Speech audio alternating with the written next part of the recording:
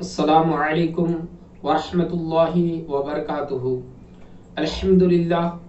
الحمدللہ رب العالمین، والصلاة والسلام علی سید الانبیاء والمرسلین، اما بعد فقد قال اللہ تبارک و تعالی فی القرآن المجید والفرقان الحمید، فاعوذ باللہ من الشیطان الرجیم، بسم اللہ الرحمن الرحیم، وننزل من القرآن ما هو شفاء ورحمۃ للمؤمنین ولا یزید الظالمین الا خسارا۔ صدق اللہ۔ بھائی اور دوستو، خواتین، ماں اور بہنوں، اس سے پہلے میں نے شرک کا ایک ویڈیو ڈالا تھا جو لمبی ہو جانے کی وجہ سے بہت سارے لوگ اس کو نہیں دیکھ پا رہے ہیں، اس واسطے لوگوں نے ریکویسٹ کیا کہ اسی کو شارٹ کر کے بتائیے، تو الحمدللہ اسی میں سے چند خاص حدیثیں آپ لوگوں کو مختصر بتانا چاہتا ہوں۔ سب سے پہلے قرآن کریم کی آیتیں سن لیتے ہیں۔ اللہ تبارک و تعالی سورہ بنی اسرائیل آیت نمبر 80 پر 2 پر ارشاد فرماتا ہے، وَنُنَزِّلُ مِنَ الْقُرْآنِ مَا هُوَ شِفَاءٌ وَرَحْمَةٌ لِّلْمُؤْمِنِينَ وَلَا يَزِيدُ الظَّالِمِينَ إِلَّا خَسَارًا۔ اللہ پاک فرماتا ہے کہ میں نے جو قرآن نازل کیا ہے اس میں مومنوں کے لیے شفا اور رحمت ہے، اور بے ایمانوں کے لیے نقصان کے علاوہ کچھ نہیں ہے۔ نبی کریم صلی اللہ تعالی علیہ وسلم حدیث ابن ماجہ باب الطب میں ارشاد فرماتے ہیں، خیر الدواء القرآن، کہ سب سے بہترین دوا ہے قرآن۔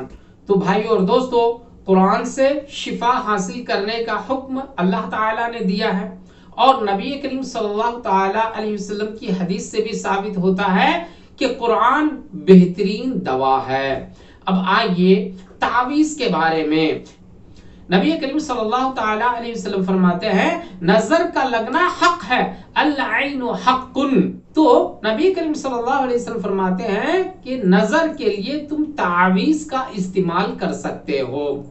اسی طرح سے سانپ اور بچھو نے جب ڈنک مار دیا، اس کے لیے بھی تم تعویذ کو استعمال کر سکتے ہو۔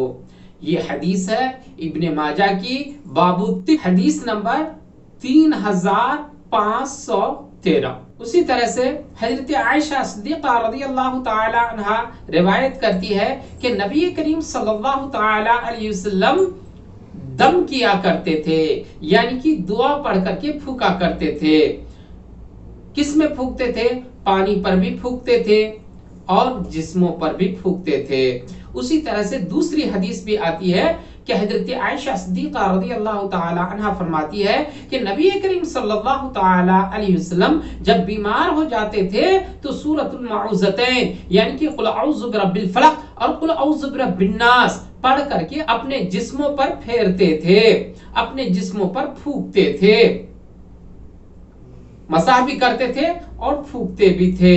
حدیث ہے ابن ماجہ کی حدیث نمبر 3520 پر 8 اور حدیث نمبر 3520 پر 9، اور ایسی ہی حدیث ہے 3520 اور 3521 میں بھی۔ اسی طرح سے فال کے بارے میں نبی کریم صلی اللہ تعالی علیہ وسلم اچھے فال کو پسند کیا کرتے تھے اور برے فال کو ناپسند کرتے تھے، یعنی کہ برے فال سے مطلب جس طرح سے آج لوگ جوشیم کے پاس جاتے ہیں یا ہاتھ کا ریگا بتاتے ہیں، اسی طرح سے اس زمانے میں لوگ کافروں کے پاس جاتے تھے، کاہنوں کے پاس جاتے تھے، نجومیوں کے پاس جاتے تھے۔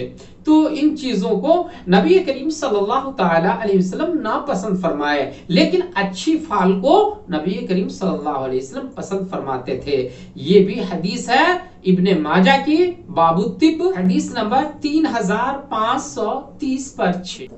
اسی طرح سے نبی کریم صلی اللہ علیہ وسلم شگون کے بارے میں بھی فرمایا ہے، اچھے شگون رسول اللہ صلی اللہ علیہ وسلم پسند کرتے تھے اور برے شگون کو ناپسند کرتے تھے۔ یہ بھی حدیث ہے ابن ماجہ کی باب الطب، حدیث نمبر 3530 پر 7۔ اسی طرح سے جھاڑ پھونک کرنا، دعا تعویذ کرنا بخاری شریف کی بھی حدیث میں ہے، باب الطب، حدیث نمبر 5301، حدیث نمبر 5302, हदीस नंबर 5303 पर ये मौजूद है। उसी तरह से तावीज दुआ पर उजरत लेना, पैसे लेना, हदिया लेना भी जायज है। हजरत अबू सईद खुदरी रज़ियल्लाहु ताला अन्हु से रिवायत है कि नबी करीम सल्लल्लाहु ताला अलैहि वसल्लम उनको एक छोटे से लश्कर के साथ भेजे। वो एक गांव में उतरे और उस गांव वालों को मेहमानी करने के लिए बोले, लेकिन उन गांव वालों ने इन लोगों की मेहमानी नहीं किए। इत्तिफाकन उनके सरदारों को एक बिच्छू ने काट लिया। तो वो लोग इन लोगों के पास आए, यानी कि साहबा इकराम के पास आए और पूछे कि तुम में से कोई झाड़ फूक करने वाला है क्या?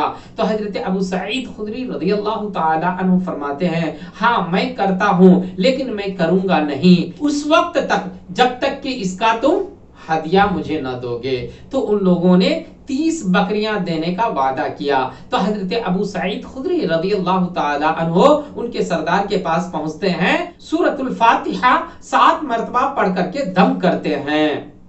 तो दम करने से वो अच्छा हो गया और उन लोगों ने साहबा इकराम को 30 बकरियां हदिया के तौर पर दिया।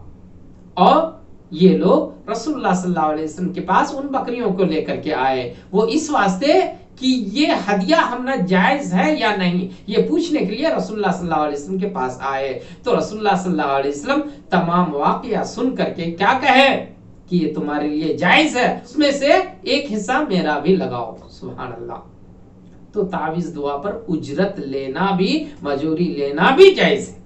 अगर आप रसूलुल्लाह सल्लल्लाहु अलैहि वसल्लम को फॉलो करते हैं तो इन हदीसों से आप इनकार नहीं कर सकते हैं, लेकिन इन हदीसों को बताने के बावजूद भी अगर आप इन हदीसों का इनकार करते हैं, नहीं मानते हैं, तो अतीउल्लाह व अतीउर रसूल पर आप अमल नहीं किए, यानी कि रसूलुल्लाह सल्लल्लाहु अलैहि वसल्लम की आपने हुक्म को नहीं माना, और जो रसूलुल्लाह सल्लल्लाहु अलैहि वसल्लम का हुक्म को नहीं माना वो मुसलमान नहीं है। आज के लिए इतना ही है। मेरे इस चैनल को सब्सक्राइब करें और लाइक करें, शेयर करें, ताकि दूसरे लोग भी समझें, ताकि दूसरे लोगों को भी ये बारा मालूम हो जाए। क्योंकि आज बहुत सारे मुसलमान भाई और बहनें ऐसे हैं जो मुसलमानों के इन फितना फसादों के डर से वो गैरों के पास चले जाते हैं मंत्र तंत्र करवाने के लिए, और इस तरह से उसका ईमान बर्बाद हो जाता है। तो भाई और दोस्तों, अल्लाह ताला कुरान मजीद में फरमा दिया, वनुनज़्ज़िलु मिनल कुरानी मा हुवा शिफ़ाउन व रहमतुल लिल मुमिनीन, कि कुरान जो हमने नाजिल किया है इसमें मोमिनों के लिए शिफा है और रहमत है, और बेईमानों के लिए, यकीन नहीं करने वालों के लिए नुकसान के अलावा कुछ भी नहीं है। तो कुरान में हर बीमारियों का इलाज है। तो भाई और दोस्तों, अल्लाह तबारक व तआला हम तमाम मुसलमान भाइयों और बहनों को सोचने और समझने की तौफीक अता फरमाए। इंशाअल्लाह बहुत जल्दी फिर मिलेंगे एक खूबसूरत वीडियो के साथ। तब तक के लिए हमें इजाज़त दीजिए। अल्लाह हाफिज़। अस्सलामु अलैकुम व रहमतुल्लाहि